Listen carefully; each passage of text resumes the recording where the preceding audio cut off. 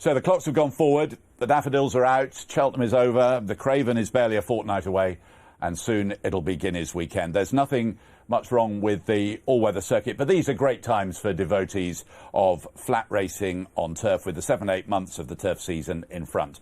No player in the sport is, I guess, more excited than the upwardly mobile younger trainer. And our next guest, I think, falls into that category. I'm hesitant about calling him a rookie, because last time I called a trainer a rookie, he said, I've been training 6 years. But it is good morning to Tom Ward. It wasn't you I called a rookie who complained. Morning, how are you? Very well, how are you? Do you answer to rookie? Well, you could say that. Look, it's my second full season of training, so. Well, this is just this well, is your technically third. Well, with COVID, I was sort of. It's been a difficult year then, but because you had your first runner in 2019. Yeah. Right. Having had this amazing CV around the world, which we would come on to in a second, but you mentioned COVID. So here I am. I'm Tom Ward. I'm starting a business. Boris goes on the television. Boris Johnson goes on the television. You must all stay at home and probably can't spend any money. Not a great time to open a business. Look, it was tricky. We had a tricky year to start with because we never had a base to be set at. We were training out of 3 different places, which was quite complicated when you wanted to get going. We're very fortunate to being able to build our own yard, which would have been done for the 2020 season, but because of COVID and the setbacks, we actually ended up moving in there at the end of 2020. So last year was our first full season in the new yard. So we're in Upper Lambourne. Yeah. And you said you were training out of 3 different places, one of which was the former stables of the guy who was sitting in your very seat an hour ago, Charlie Mann. Exactly. I had the pleasure of being Charlie Mann's what's the word? Well, he said you kept him in the lifestyle to which he intended to become accustomed. Oh, no, don't worry. By paying your rent so well. I paid my rent, and he's obviously had some nice holidays off the back of that. But it was great, and it was a lovely yard. But I had too many horses for the boxes I had, and had them in, like I said, in 2 other places, and it just miles away, or could you within about a 3-mile radius. But it was tricky. Ideal. No, moving lads around, moving horses around. And keeping them healthy and safe was tricky. But we got through the year. We didn't have a bad time of things, but it meant that last year we were set up for a good year going forward. And you have developed a new training base. I remember seeing on racing TV, I think Tom Stanley came to see you, and you said, this is going to be here, and there'll be an arch there. Oh, there we are. So that's the arch I think you advertised. That is the arch, exactly. So the original, when Tom came down originally, we were basically in the start of building the plot, and it's a greenfield site, so we could do what we wanted. We spent a lot of time designing it. We used guys from Ireland, such as Alan Crichton and a guy called Tom Fillery, who were very sort of big into the equine health centre in Ireland, and that really helped us develop what we think is the best yard we could ever have come. So this is White House Stables? White House Stables, exactly. And how big? Lovely shots, and everything looks gleaming and nice there. But how many boxes? How many horses, etc.? 43 boxes. For this season, we've got 40 horses, so we're pretty much full, which is great. And it was quite a big project. Were the planners happy for you to just get on with it, or was there a lot of? So we bought it with planning permission.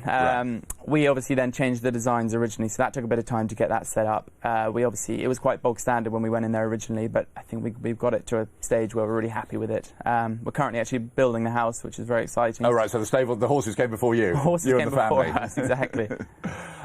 That's interesting. I hadn't really thought of that about that. I thought if you built a stable yard, you'd build a stable yard. But you said you've got specialists in to make certain ventilation. Just go through that side of things. Well, the key is ventilation. Obviously, you want your horses to be as healthy as they possibly can be throughout the year. You don't want sort of hiccups, because that obviously causes problems. But no, I'm really happy with the ventilation we've got. There's really good airflow. Obviously, in the winter they can be a bit cold, but we have plenty of rugs on them. And in the summer, when it gets very hot, there's still a slight breeze coming through. So we're very lucky with that. And like I say, healthy horses are what we all strive to get. So you got these specialists in. So what was there a particular trick, a particular thing that they really recommended, or that you picked up somewhere around the world that you particularly wanted? Well, it's the design of the barns themselves. Obviously, you've got plenty of Yorkshire boarding on the side, which incorporates the airflow coming through. And obviously the ridge vents are the key to draw the air out at the top. And that's just meaning there's a constant airflow, so there's no stagnant air in the barns. And it's just, it's a great design. So it sounds as though you had to become an architect and a scientist as well as a racehorse trainer. Exactly, but I had the right people in the right places, and like I said, Tom Fillery was key in helping build the yard, because obviously it was from scratch, you want to get everything right originally, because you don't want to go around changing things. And like I said, I've been really happy with what we've got and the product we've got, and I think the owners have been delighted with what I can show them. And like I say, I think last year was a real testament to the fact that the horses were happy and healthy. And when the plans were all laid out on the table, and you thought, well, this is my dream, but gulp, we are taking on something pretty big here as well. It is. Look, it's scary. It's a big thing we've taken on. But look, we're going into it with open arms, and we're hoping to encourage as many owners as we can into the yard. We want to give them the best experience possible. We want to do the best for their horses. I've got a really good team of lads who work very hard, and I think it all sort of works nicely in that regard, and I think the horses seem happy. And I just want to do the best with each horse we can. And Alex, your wife, is clearly very much part of the whole thing, and you've got a little one now as well. So we do. So Alex has been a big part of from the start. Her and I are doing it together. And obviously Ava is our young 6-month-old baby who's really coming to life, and she's great. So architect, scientist, racehorse trainer, and childminder as well. Exactly. Yeah. No. Yeah. Father's the scary bit. Who said being a racehorse trainer was no wonder Charlie Van got out of it. I know exactly. Sounds very complicated. Now, going way back. Apparently, when you were young, some people, you and your friends, sort of gathered together and decided what you wanted to be in the future. And some people wanted to be police officers, some probably astronauts, somebody wanted to be Prime Minister maybe. And you said, I am going to be a racehorse trainer. How old were you? I think I was about 12, but I was pretty adamant that was the case. I think I told my parents at the age of 12 that was what I wanted to do. I think then it was just, they thought it would be a flash in the pan, and I'm sure it was. Hoped it would be a flash in the pan. Exactly. I think they were hoping it was a flash in the pan. But no, look, I've spent my entire life to get to where I am now, and I'm really happy where we are. So what had got you? So something had obviously got you before the age of 12. So I was very lucky. I was actually at school with Max and Ned Sangster, so part of the Sangster family, and actually when Robert was alive as well. And I obviously went racing with them a lot, and I saw some of their best horses running, and I think they just captured my imagination when I was a young age, and I basically fell in love with the sport. I'd ridden from a young age anyway, because my mother is a dressage teacher, so right. I had that in the background. So you've got a pedigree. I had a pedigree in the riding side, not in the racing side. So I had to sort of forge my own way in the racing side, but I've had some really great mentors through my whole time. And absolutely. Well, we'll come on to them in a sec. So was there a Sangster horse that you really sort of latched onto in those days? I mean, they had so many. I mean, they were just incredible. I mean, the Guineas winners coming out of their ears. Yeah. They were a big, formidable team back in the day, and I was very lucky to be a part of it. Well, not a part of it, but to see it from... To got hooked. Exactly. Yeah. And you talk about mentors, so I'm going to read these out. We've got, you'd worked for Darley, John Ferguson, Mark Johnston, Patrick Chammings, I think, Alain de Roy Dupre, Francis-Henri Graffard, Kieran McLaughlin, John O'Shea and Godolphin in Australia, and Richard Hannon as well. Wow. Dare I say, you should have picked up a few things. I know. I've been very lucky to work for some of the best... Pressure's on, exactly. Tom. I know. I've been very lucky to work for some of the best trainers around the world, and a lot of it was down to John Ferguson, who put me in the right place at the right time, and he was very helpful in my early sort of career. He pushed me actually to go to America, and then I ended up going to Australia, like I say, for John O'Shea. And then obviously came back to work for Richard Hannon, who's been a massive part of what I've done, and I learned so much off him and obviously Richard Hannon Senior, and they're a great team, and it was an incredible experience, and obviously you pick up little bits from every single place you go. I'm also interested in this. So do you almost unconsciously pick things up, or do you almost have a notebook and you walk around? I've always I've seen it as a natural thing. You sort of pick up little ideas that you sort of think will fit what you want to do. Obviously, at the end of the day, you're going to come up with your own training regime, and obviously you've got to work around the gallops you've got. But look, I picked up things which, throughout the years, in all countries, France was a big place I learnt from the start. Alain de Roy Dupre, was it? Yeah, exactly. Yeah. Him and Francis Graffard, who are two excellent trainers. Obviously, Alain's now retired, but they're amazing people, and they've got an incredible style of training, and Chantilly is one of the most wonderful training centres in the world. Alain, he sort of exuded wisdom, didn't he? I'm not saying that Monsieur Graffard doesn't as well, but Alain de Roy Dupre, he looks wise. Exactly. No, you're right. And he's such a nice guy as well, and I was very lucky to have to even been able to speak to him on a certain odd occasion. So if I pinpointed something that you learnt, well, we'll take you around the world, Tom, in France. What do you think you might have picked up in France? Alain was a very good trainer of fillies, and the key with fillies is routine and being able to keep them sort of happy and well and healthy. Obviously, you want to make sure they're doing the same thing every day, and just basically make sure they're in a constant sort of a routine every day. And America, you were with Kieran McLaughlin. What did you pick up there, do you think? Look, America's definitely very different from what we do here, the style of training, the style of racing. Were you in a particular place there, or did you sort of travel around? I was based around Saratoga and Belmont, and obviously Saratoga is a beautiful spot. And obviously you learn little bits about how they train on the clock. Obviously it's not that relevant to here, but you get an idea, and obviously we try and use the clock if we can at home, and with Equinity, who's a good sign. But look, you learn little bits from him. He was a fantastic trainer.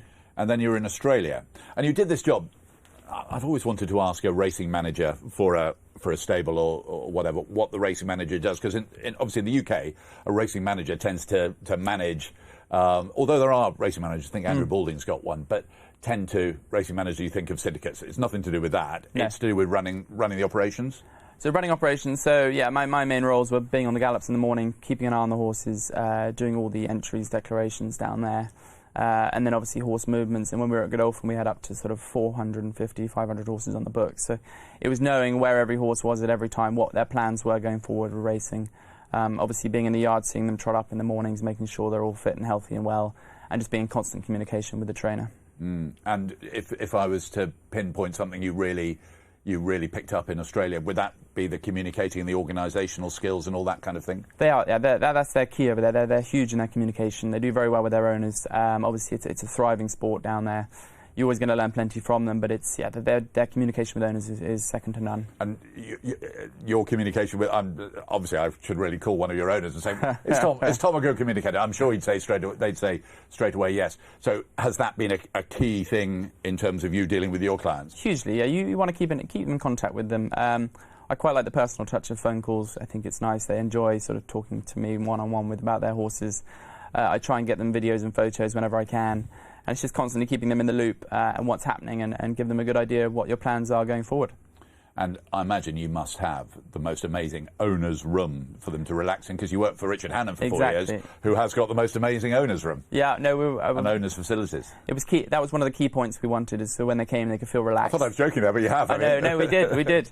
We definitely went down that line. So we thought, look, it's a key point when they come to the yard. You want them to be able to relax, enjoy it. It's less pressure than being at the races, because you're just seeing your horse in the morning. Your horse normally wins the gallops in the morning, so it's always a nice time. But no, look, for us, from what I learned from Richard especially, is owners love to come down and just sort of have a cup of coffee or even a glass of wine and just see their horse and have a nice time. It might be the wine before the coffee. Well, possibly, yeah. Possibly. Is your fridge your fridge is well stocked, is it? It's very well stocked. You learned from Richard. Yeah, I make sure it's well stocked. So anyone who wants to come down is very welcome. So we talked about all these things that you learnt going around the world. You were an amateur rider as well. You rode as an amateur rider. I don't know if it's good or bad news, but I don't think any of the races are in the Racing TV archive, so I can't stick them up on the screen. I must say, we had Henry Daly here the other day, and Henry said he was very grateful that the same thing applied on that occasion as well. But you rode winner at Fontwell, Leicester, and Towcester, actually. Oh, right. So the real big tracks on the jump side. So what happened? You decided that needed to be part of your thing. I'm going to ride in some races. Look, I was at university at the time. I went to Ascot Sales. I bought 2 horses, and we bought them for £1,000 and £3,000. And between them, they won 6 races, and we had a lot of fun. I trained them alongside. Actually, my mum was quite a big part of it. We trained them together. We were very lucky. We had a lot of fun. Like I say, we won 300 chases. Thank God you can't see a video of me riding. Oh, well, I was going to say, Mr. T. So what would Mr. T. Ward have looked like? It wasn't pretty, but we did it. We got the job done. That was the key, but it wasn't pretty to watch. So, and obviously now you're on the ground. Well, I don't know. Do you train from a hack, or are you on the ground? I'm on the ground, yeah. So you're on the ground now, but you have done it. Yeah. You have been in the. I think there are lots of people in racing, whether it's in the media or every aspect of racing, who would have loved to have had just one chance to have done it. You have done it. Yeah. So. First of all, what was it like? I think it was a real buzz and a real thrill, and you can see from the jockey's angle what's happening. You can see that split-second decisions are key. So you can't blame a jockey for making mistakes, because we all do, and we're all out there to do our best. So I know you learn a lot from riding, and I loved it. Actually, was lucky enough to ride in a couple of cross-country races in France, and All right. got a few. What was that like? I got a few bollockings from French trainers who I couldn't understand, so it was quite nice. Well, but you could tell that they weren't very happy. I got the gist, yeah. Oh right, yeah, it's amazing that the French language does have that ability to illustrate itself, exactly, doesn't it? Exactly. So winners at Fontwell, Toaster, and Leicester. Yeah. So actually, that's great. Respectable tracks, yeah. Yeah, it was fun, and obviously Toaster's now closed down. But I got 100% strike rate at Toaster, so that's nice. Yeah. Quick apology there if you didn't like one particular word, but I think you probably understood it in the context of what Tom was saying there. And I suppose if I'm a jockey riding for you, I think, I can't, I can think of a bad word again. I can't come up with too much rubbish here for him because he does have he has a bit of an idea. No, exactly. Yeah. No, I enjoyed it and loved it and had a good time. It was a good experience. Lambourne, it just strikes me, whether it's jumping or flat, whether it's Nicky Henderson or it's one of the other, and you've got lots of other, Archie Watson's just around the corner from you, lots of other newish trainers, Richard Hughes not too far away. Must be jolly good fun. It's a great place. Yeah, I love it. Paint a little picture of those. Plenty of people probably haven't been to Lambourne, so you've got lots of stables in the village and you've got wonderful gallops. We've got fantastic facilities, all obviously run by the Jockey Club. It's a great spot. We're very happy. We've got some really good trainers in the village as well, which is really bolstering the fact that it's a proper training centre. Obviously Newmarket's the main base, but I think Lambourne is really starting to show itself. Obviously we've had a few great Group 1 winning trainers last year, and it's starting to look like a proper place, and I'm really happy with the place we've been set up. Obviously, apologies to those trainers I didn't mention there, but there are lots of wonderful trainers. Seem to be doing a lot of apologising this morning, but obviously lots of wonderful trainers in Lambourne. And quite good competition between the various yards in terms of when you're competing against each other or trying to get winners and et cetera, et cetera. All friendly, but I'm sure, of course, there's always competition, but it's great, and it's a great team actually. People get a team of trainers who you can see on the gallops, and everyone's very friendly, so I think that's always a nice sign. And people often talk about good facilities, so just get down to the nitty-gritty, if you like, of the gallop. So what is so good about those gallops in Lambourne that have stood the test of time, not just for decades, but for centuries? Look, we got a lot of good grass now, which is a new addition to this year, actually. The Jockey Club invested heavily, and obviously the gallops, they keep resurfacing and redoing them, and we're very lucky with what sort of gallops we've got. We've got all sorts of flat gallops, hill gallops, to suit every horse as possible. And obviously, it makes life for training much easier. And plenty of do they have plenty of full-time staff who just devoted to? There's a constant team, which is fantastic. Obviously, the owners will pay their training bills per month for the gallop fees. Am I allowed to ask what gallop fees for a month for a horse to? I think it was $132.90 a month. I think it's just gone up, but right. I think it's a fantastic facility. And does that strike you? You're part of the business. Does that seem good value to you? It's good value because I think even in the winter, in the depths of winter, when you get snow and ice and all sorts, they're out early in the morning doing the gallops, gritting the roads. So actually, there's never one day you'll miss with training because they're always on the ball. And unlike your sort of training facilities, private training facilities, it makes life much easier as a public because you know that everything's going to be safe and well looked after. And you've said that it's you, but it's Alex as well, your wife. And she used to work at with David Redvers at Tween Hill Stud. So marketing, sort of, what's her so she actually, particular expertise? She's fantastic in the office, as you say, with marketing. She's a very good communicator with the owners. She's got a great way. So you've got two good communicators. Yeah, exactly. No, she strives me to be better, which is great. And look, I think we make a great team, along with obviously my team of guys in the yard. It was Ants, my head lad, and Kieran and Gemma. They're a really good team and a really young team, which is great. I think that brings on the fact that we're going forward with a really smart group of people. So you feel sort of young and newish and fresh and a bit different and new base, etc. Exactly. That sort of drives you on, does it? Yeah, exactly. Yeah, and you say you've got 40 horses for the season. Got 40 horses, yeah. You're due to have a runner at Doncaster today, but that doesn't run? No, ground is probably drying up a bit too much for him. I wanted to get him out on some sort of softish ground, and it's looking more good. Remind me of the name? Eagle Court. Right. So he will have another day. He will probably go to Newbury on the 16th. Yeah. Right. Oh, so not quite so far. Save on No. the Exactly. on the Save fuel, on the on bills. the fuel as well. And so 40 horses there. You've had success already in your first couple of years. I loved a horse, Capote's Dream, was it? Yeah. Yeah. I won a race at Windsor, I remember. Yeah. In quite a significant race. Yeah. Look, he won the Windsor Sprint final. Yeah. Which was a 70 grand race. Still around? Still around. He won 5 for us last year. He was fantastic. We brought him out of Ireland with Matt Coleman, and he's been a revelation. We brought him back to sprint trips. He's got plenty of speed, and he's come back in flying form this year. So he's one for the old trackers, is he? Capote's Dream? Yeah, he's going to kick off at Newmarket for the Craven meeting. Right. See how he handles the track, and if all being well, he'll probably end up going to Newmarket for the 100 grand race at Guineas weekend. Here's the race. Just at York. Yeah, he's got a hell of a turn of foot. He wants them to go a decent gallop up front. When he strikes sort of top gear, he's formidable. Right, well, I'm looking forward to him. And if there was a 2-year-old or a couple of 2-year-olds that we should perhaps be looking out for? Got a lovely Maymass filly called Full Prime who's really starting to show her stripes. Full Prime? Yeah, so she should be out probably in the next sort of month, 6 weeks.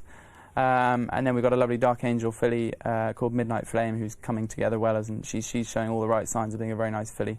And then we've got some nice backward types who will be better at back end of the season. I can hear all those laptops around the country putting those into the trackers. Well, look, best of luck for the season. As I say, the clocks have gone forward, the daffodils are out, the flat season's going. Only a fortnight till you'll be running that horse, hopefully at the Craven meeting. Yeah. And very best of luck to everyone at White House Stables that things go onwards and upwards. Thanks for joining us this morning. Perfect. Thank you, Cornelius. Lovely to see Tom Ward with us on Luck on Sunday.